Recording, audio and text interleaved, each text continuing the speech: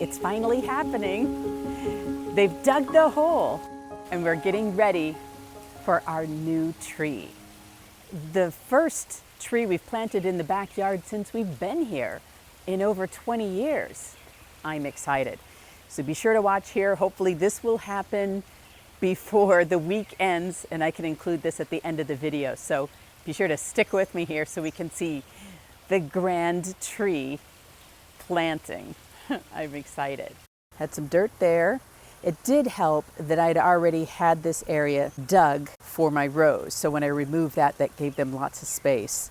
So that's the good thing. Got the dirt, got the mulch, looks like they separated it out. And they were very careful about the hostas and all of the other plants around here, very respectful. So I like that because that is no easy task. Let me tell you, with all of these flags here, these are electricals and cable and that big box. So this is a pretty tight little spot. Not to mention, it's not easy to access. So you have to either go under a trellis on the north end of the house or the trellis that's far more complicated on the south end of the house. And that one is blooming with roses and clematis and all kinds of things. In fact, I think it's time for an updated, complete garden tour. Let's make it the Memorial Day weekend garden tour. Things are really growing and blossoming, changing so fast. I'm sure that's the same thing in your garden. So come along, I'll show you what we've got so far for this date in May. At the very beginning, I got my first visit from a hummingbird. The ruby-throated hummingbird is the variety from Iowa. This is a female because she has a white underbelly and it looks like she's ready for some eggs. Oh, that's exciting. And she likes Major Wheeler honeysuckle, so I bet she'll be back. My iris is in bloom finally. Phlox is up. My autumn joy sedum. You can see the flower heads up on top. It's going to be a little while before they actually bloom, but that's kind of exciting. Got a couple little clumps here. And I said the phlox. We just planted this last week, but it's doing well, has some fresh growth on the plants. So that's all good.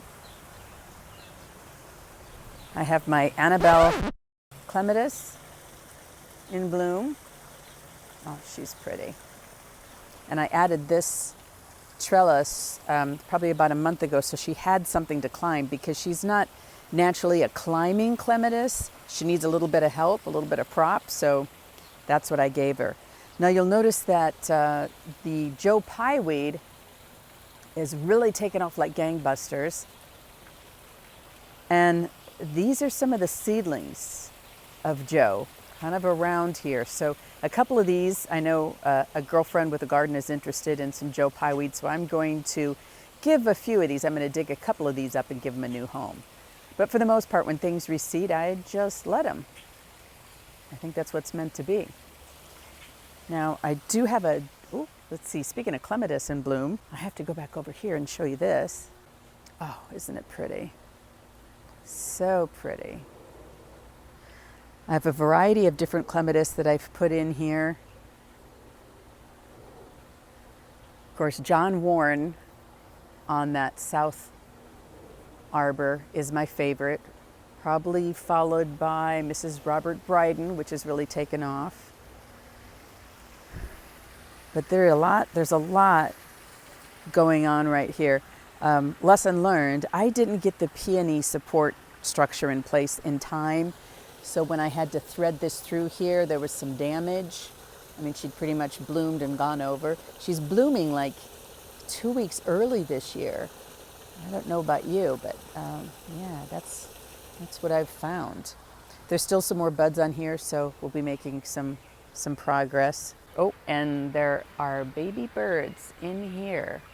I don't want to spook them off. Let me get out of the way here. So Bressingham Blue hosta that we planted a couple weeks ago, just bare root, is taking off. So I'm kind of excited about that. Got 3 clumps of that are taking off. There's the other one. Just the beginnings of Skywriter hosta. Here it's a lot more delicate, that's for sure. Moving on to the garden tour, the hosta garden. This is the time of year when it really looks its best. All these vibrant shades of green. They're healthy thanks to spring rains. But I like the way some different structures that I've put in here are really coming to fruition. Now this is Stilby, it's not in bloom yet, but it'll be some nice pink blooms when it does come. Drinking gourd hosta, looking good. I'm glad it didn't get a lot of hail damage because the hostas that sit up high like that with that higher profile are more at risk when it comes to some of these harsh storms we've had. The transplanted Annabelle hydrangea back against that trellis. It's like she never missed a beat. That's perfect. And I added the yes, back here on top of the utility box, you know, that's underneath that painted sleeve that I created. I added a nice little basket of impatiens. That pink matches the colors I painted on the post. The sambuca and the lemony lace really taking off. So is the oak leaf hydrangea. It's never gotten this big. It is usually attacked by rabbits over the course of the winter, but you know, I've been caging it up every winter. And I did separate it. I think it just needs more sun than it gets back here, but at least it's looking good. I don't know if she'll ever bloom, but I appreciate, you know, how she's looking right now. And there's some more Annabelle in the background. Now that Annabelle has been there for quite some time. I do keep, although I've reduced the number of feeders, I do keep them full to make sure the birds keep coming around no matter what. But they have other things to get now for seed, and I make sure they do that. The astrantia, planted right next to that bright chartreuse hosta, which I think is lipstick blonde, and curly fries there at the bottom. So I had heard that astrantia planted in proximity to hosta keeps slugs away. Well, that doesn't work, but it does look good. So I like the blues, and again, the different, I'm always looking for different types of hosta to put in here. There's Empress Rue, the big one. And I did add this. This is actually a flowering vine, just a mandevilla in a pot, and put it in a trellis and just sat it right there in the ground because I wanted some more vertical color, some different color that would look good up against the fence. The more I can add some more vertical elements, I think the better. And my rose, unknown variety, but my rose is starting to bloom. Tag was pulled out long ago during a cleanup, but I like that bright hot pink. And look at my wisteria in bloom. It's really starting to open up now. It smells wonderful. Oh, I can't tell you. So that hard prune that we did definitely paid off, you know, because I was just letting it go for a couple of years. It needs a prune to keep flowering because that spindly growth doesn't produce flowers. Columbine is mostly gone over there, the orange flowering plant that comes back every year. I like that. But again, this is an American wisteria, not a Chinese wisteria, so it's not quite as aggressive. But I do know when this comes time, sometime this year, the neighbor behind us is going to replace that fence of his, which is really dilapidated now. It's more than 20 years old. That fence was in place before he got the house, and because he's got a pool. It's kind of mandatory here in Iowa. If you've got a pool, you've got a fence. So the fence has been there, but it's really kind of fallen apart. But he knows that I've got some flowering plants on here, and you know, hopefully there's time to let the wisteria fully come to bloom and some of these other things before any changes are made. Meanwhile, the robins have fledged. The babies are gone, but they're kind of hiding out in the hosta garden, and the parents come by to feed them. But that's why it's a little bit safer to get up close to Teresa Bunet, the rose that is flowering now. And then I can get to work back on that pot because it wasn't quite done, but it was so close to the robin's nest. Dream of You, bearded iris, looking good. Hiding a little mayfly in there. That's all right. They're the good guys in the garden. And I've got some sedum, autumn joy sedum, which was there when we moved in, but I wanted to add, again, some more vertical flowering elements. Now, Sea of Love, I've got 3 other bearded iris that aren't in bloom here, different varieties. Angel's Rest, that'll be a soft pink color, I believe. And again, I have to keep working to make sure these rhizomes that are up at the surface, they have to see the sun. They cannot be covered, or else you'll get lots of foliage, but no blooms.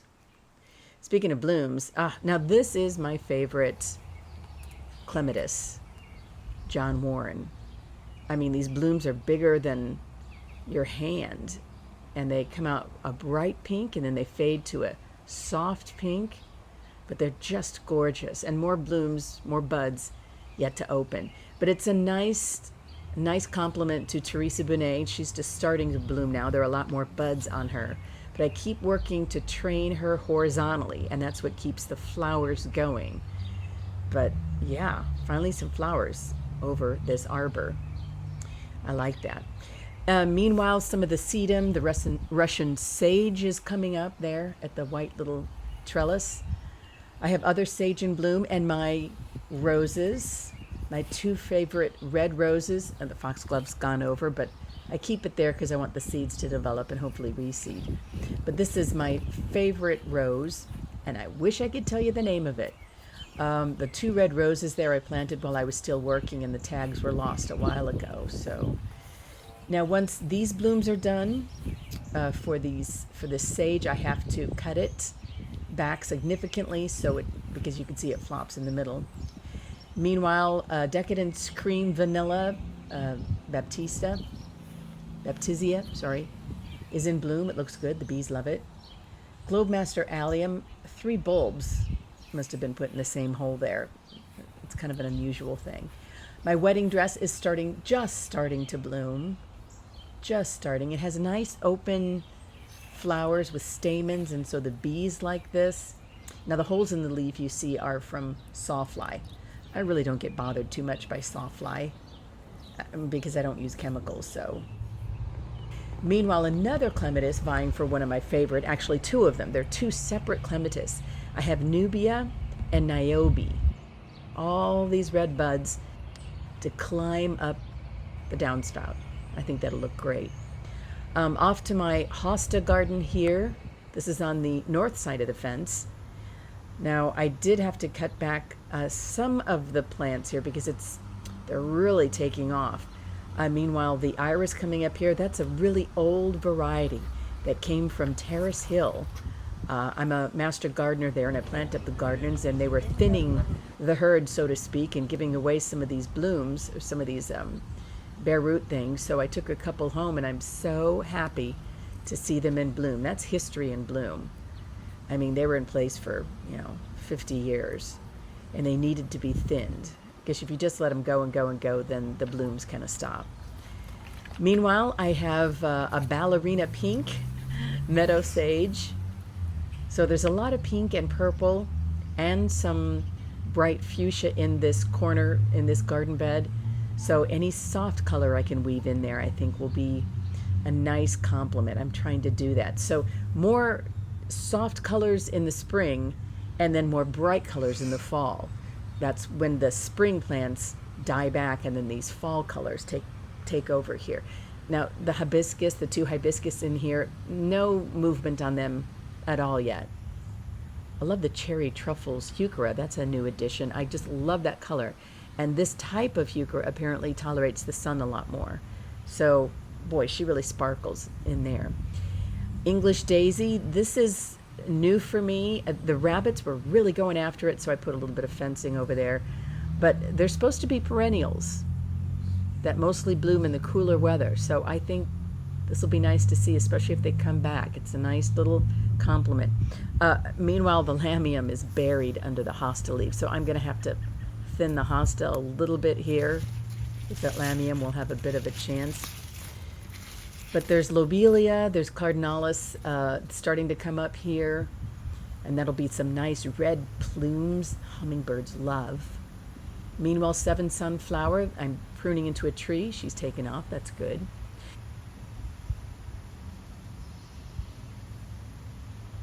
The new front garden bed for my Tupelo Majestic, looking good. The lilies are in bloom. This is a weed that was planted by squirrels. That is a black walnut that went that they buried there that took off, so I have to remove those. I find those every once in a while. Whenever there's soft dirt, they'll bury a nut, and then they forget they did that. I mean, if you have squirrels, you know what I'm talking about. So I have some Amsonia taken off, and I want to add some more. Again, I love dianthus, and because they're fragrant, the critters leave them alone. I don't have to worry about rabbits, but enjoys full sun, and that nice pink will be a good complement to the English daisy, which, yeah, I'm caging here because the rabbits chewed it down to nubbins. They leave the marigold alone, of course, and I just planted that marigold there in front of Roald Dahl rose because I thought the scent would throw them off, but I probably need to take this rose cage off now. There's a bud ready to go. I want to see it bloom first before I take it off. Meanwhile, yeah, nature finds a way. I don't worry about it again too much. I just take them down before the seed heads take off. So there's some tulip foliage I just need to let die back, so hopefully the tulips will come back. Meanwhile, there is a little tree peony in here, which it'll take a while, but I'll prune it into a nice little shrub shape once it comes up. Some more hostas in here, and some allium. This is Siberian wallflower, which is a perennial. It only lasts, it's like a short-lived perennial, so it'll go for a couple years. But yeah, it's fragrant, so the rabbits do leave it alone. But this thing was mostly dead when I got it because they had dried out, and they do like it, a little moist. So I trimmed them down, put them in here, and I'm glad to see them coming back. And speaking of coming back, yay, a poppy. I only got one of those that I planted, but I'll take it. And see, there's the other dianthus, the 2 clumps I planted in the fall. And that's why I'm putting the dianthus on the other side of the garden bed there, so it's adding a little bit of consistency. But I like to see the line of sight of pink color, and so when these lobelia go into bloom, the tall plants in the back, along with the cherry truffles, your eye just follows the color. And then the hibiscus there in the corner will be in bloom too. So, whenever you can just, bring those colors together, it helps tie in these separate beds in the garden. And this tupelo will have bright, bright red leaves in the fall. So that's why I wanted some, nice, bright, sparkly color. And speaking of sparkly, yay, the new tree is here. It's a maple, known for growing in a more column shape, so it's more tall and narrow than wide, but I can see the branching. You don't prune a tree in the first couple of years, especially not after first putting it in the ground, but I will limb this up a bit, maybe next year or the following year. But I love the color. The morning sun, it's a little early yet, but it's just starting to appear in the lower leaves. But when the morning goes on, this tree just sparkles, and I love the leaves. Especially close up, you can see it here a little bit better. But these leaves stay purple year round. In the spring, there's some yellow flowers on this maple. So you can see we had a little bit of a rain overnight. But just keeping a new tree hydrated is the key to its success. So I hope you follow along and we'll watch this baby grow together. Things are changing so fast in the garden. That's why I hope you subscribe. That way we can keep track of everything that's green and growing. I look forward to seeing you next week. Bye.